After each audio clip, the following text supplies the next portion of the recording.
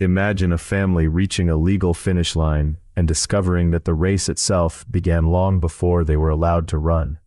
The law can announce that people have equal rights. It can prohibit formal exclusion and declare that the same rules apply. But a declaration does not instantly rebuild a neighborhood, restore a lost asset, reopen a restricted network, or change the conditions surrounding a child's education and health. That is the central tension in the story of segregation and its aftermath. Equality mattered enormously. Without equal rights, exclusion could continue openly and lawfully. But equality by itself could not erase the effects of the system that came before it. A black family could receive the same formal permission to seek a home, a school, a job, or a service, while still encountering a landscape shaped by racial exclusion and disinvestment. The opportunities attached to one neighborhood were not necessarily attached to another. The value of property did not develop equally everywhere. The networks surrounding schools and employment were not equally available. Access to health care was not equally distributed. So the question is not whether equality was important. It was essential. The question is what equality could accomplish when people entered the new legal order from profoundly different conditions. If segregation ended, why did the gap remain? To answer that, we have to follow the consequences from the places people were permitted to live into the opportunities those places made possible. Equality means equal rights and formal treatment. The same legal standard, the same stated permission, the same rule going forward. It is the principle that a person should not be denied a right. Equity begins with a different question. If people arrive at that rule with unequal resources, unequal access, and unequal exposure to earlier exclusion, is applying the same rule enough to create a fair chance? Picture two runners on a track. The rule says both must run the same distance, obey the same instructions, and cross the same finish line. That is equality in the narrow sense. But now imagine that one runner begins at the starting line, while the other begins far behind because the track was arranged that way before the race began. Treating them identically after the starting signal does not remove the distance already imposed. Equity asks what must be recognized or repaired because the starting positions are different. The analogy is not a claim that every person's experience is identical. It is a way to separate two ideas that are often treated as interchangeable. Equity addresses the conditions under which the rule operates. Segregation did not merely place a sign over a doorway. It helped organize housing, resources, social connection, education, employment, wealth, health, and legal treatment through unequal arrangement. When formal segregation ended, the legal barrier could be removed while the arrangements built around it remained consequential. That is why the end of segregation cannot be treated as a reset button. A new rule can change what is permitted today without undoing what yesterday's system made possible for some people and impossible for others. To understand why the starting line was never equal, begin with the map. A neighborhood can look like a collection of private choices, but the accepted research rejects the idea that America's separate and unequal neighborhoods simply evolved through natural market forces. Plans, policies, and practices of racial exclusion and disinvestment helped create them. Those practices primarily targeted black people and also laid a foundation for the segregation of other people of color. This distinction matters because it changes the explanation. If segregation were only the result of people independently choosing to live near one another, the unequal conditions might appear accidental or inevitable. But exclusion and disinvestment describe an organized distribution of access. Some families were denied entry to well-resourced, opportunity-rich neighborhoods. The neighborhoods where black families and other people of color lived were denied resources and investment. The result was not just separation. It was separation joined to unequal conditions.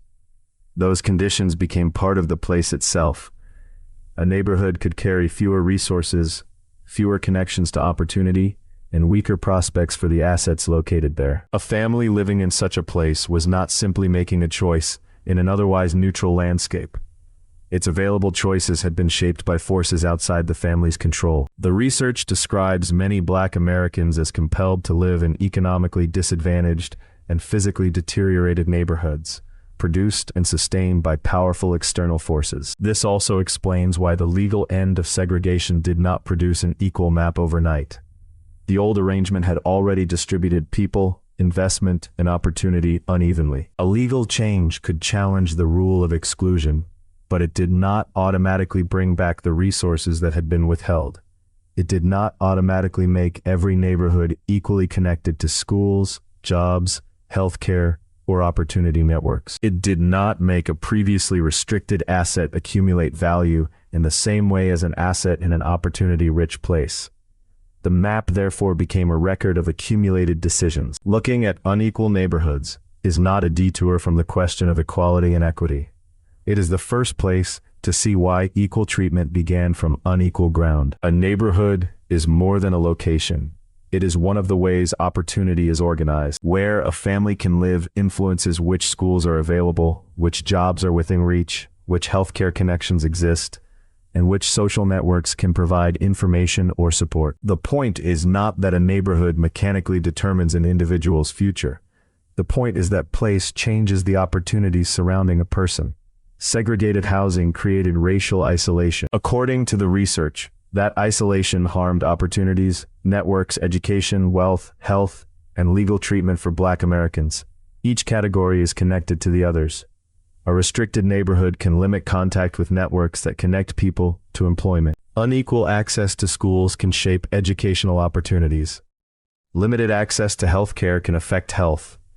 Weaker wealth accumulation can reduce the resources available to a family and to the next generation. The consequences are not separate boxes. They reinforce one another. That is the causal chain. Housing exclusion helps create unequal neighborhoods. Unequal neighborhoods distribute access unevenly. Uneven access influences the options available to families. Those options affect education, employment, earnings, mobility, wealth, and health.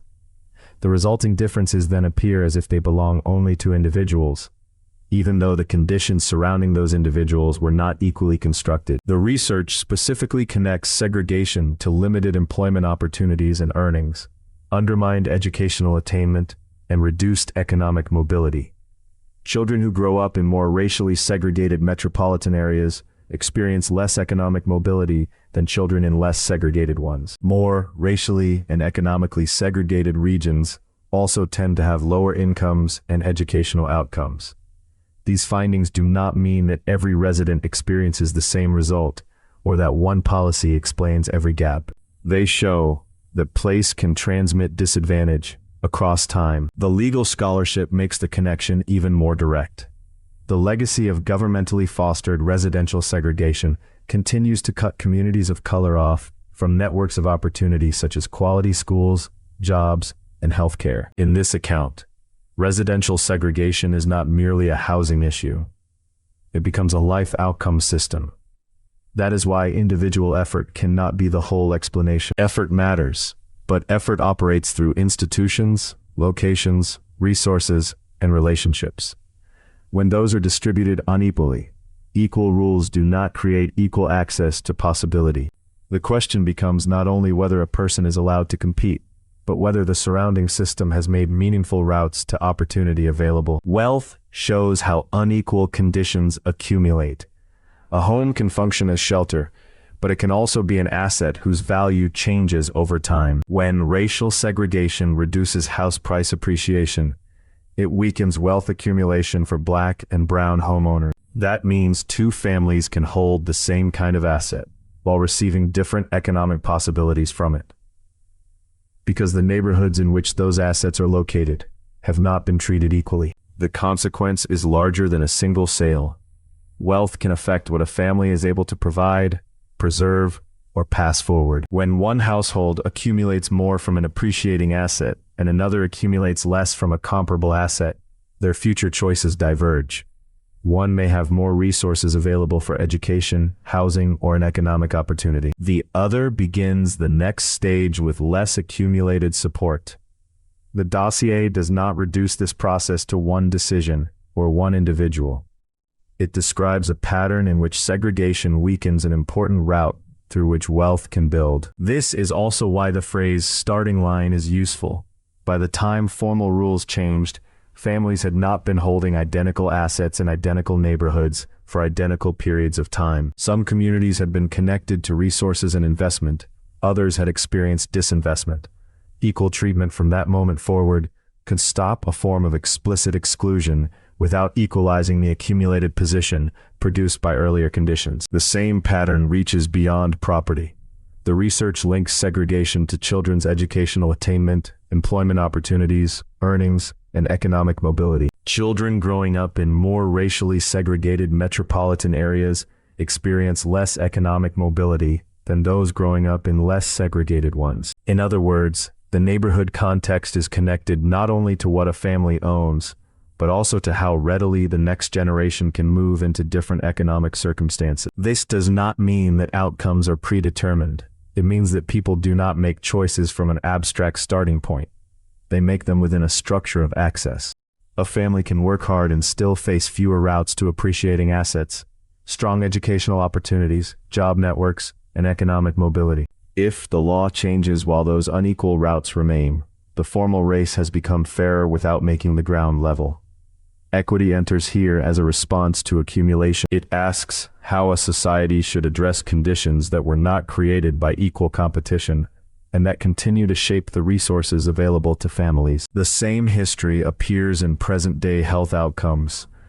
The accepted evidence documents persistent disparities in healthcare and reported health for Black people in the United States. These include higher uninsured rates, greater likelihood of going without care because of cost, and worse reported health status. The evidence also reports a life expectancy difference.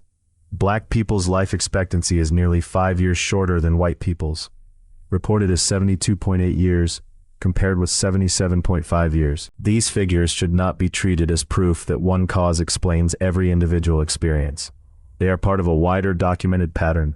Housing, opportunity, employment, earnings, wealth, and health are connected through the conditions in which people live. When residential segregation separates communities from quality health care and from other networks of opportunity, access is not simply a matter of personal preference. The available choices are shaped by the surrounding system. That distinction is important. A health disparity is not an accusation against the people living with it. It is evidence that outcomes are being produced under unequal conditions. Saying that life expectancy differs does not tell us that every person in one group has the same health experience. It tells us that the social arrangements surrounding groups have consequences that can be observed at the population level. The broader research describes segregated housing as affecting health as well as education, wealth, networks, and legal treatment. That is why the story cannot stop at the formal end of segregation. If communities remain separated from quality schools, jobs, and healthcare, then the effects of the earlier arrangement continue through institutions and neighborhoods. The old barrier may no longer appear as a single explicit sign, yet access can remain unequal through the conditions inherited by the communities on either side. The result is a present-day question. What does equal treatment mean when people do not have equal access to the resources that make rights usable? A right to seek care is not the same as equal ability to obtain care. A right to pursue opportunity is not the same as equal connection to schools, jobs, and networks. The health evidence makes the distinction visible in the most consequential terms, not simply how people live, but how long they live. No single policy explains every present-day disparity, and the evidence does not require us to claim that it does. It shows a broader pattern. Inequality between white and Black Americans persists across nearly every aspect of society and the economy described by the research. The pattern includes less education, less wealth, poorer health, and shorter lifespans for Black Americans. These disadvantages have proven resistant to decades of laws and policies intended to address them. The gaps also cannot be understood only as a snapshot of the present. The accepted research traces many disparities to the legacy of slavery, segregation, and discrimination, and reports that wide gaps endured or widened after the civil rights victories of the 1960s. That timing is central to the equality versus equity question. If disparities continue after formal legal victories, the explanation cannot be limited to whether the law has changed. We must also examine the conditions the changed law inherited. A legal victory can remove an obstacle without restoring what the obstacle helped deny. It can establish equal treatment without equalizing accumulated wealth. It can prohibit exclusion without rebuilding opportunity networks. It can open a school door without making the surrounding educational conditions identical. It can recognize access to healthcare without making access equally reachable. The persistence of the pattern therefore points to two tasks. One is protecting equality, ensuring that rights and rules are not denied on racial grounds. The other is pursuing equity, confronting the unequal conditions through which those rights are experienced.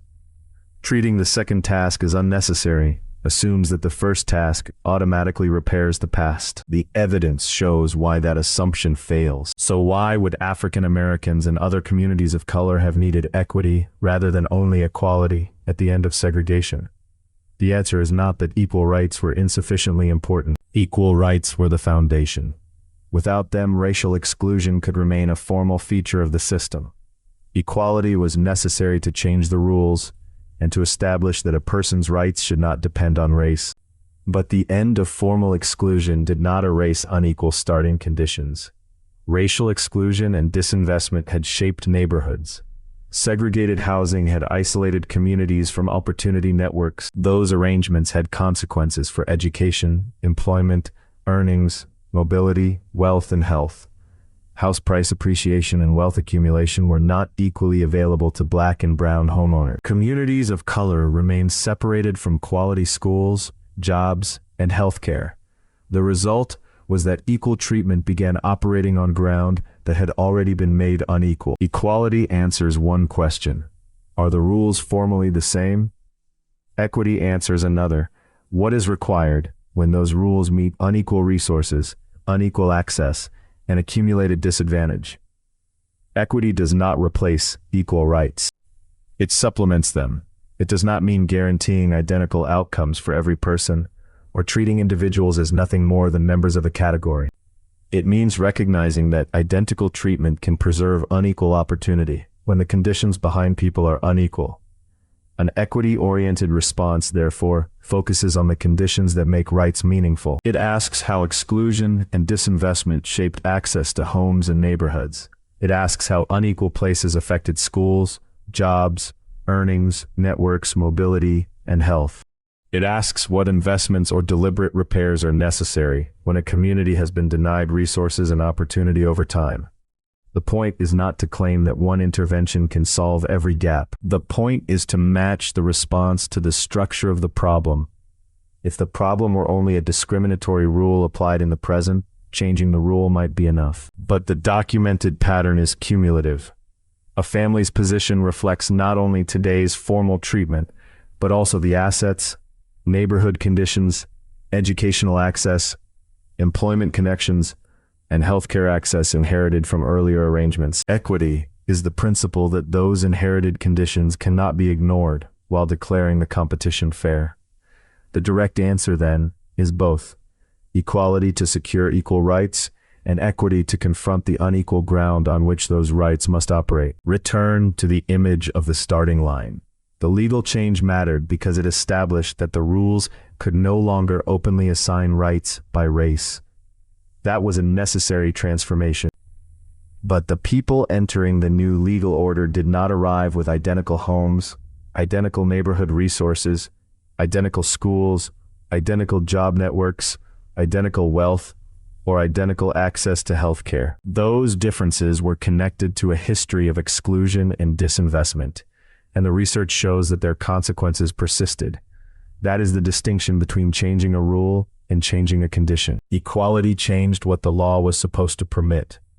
Equity asks whether the conditions inherited by different communities allow that permission to become a fair opportunity. One protects the principle of equal rights. The other responds when equal rights operate across unequal ground.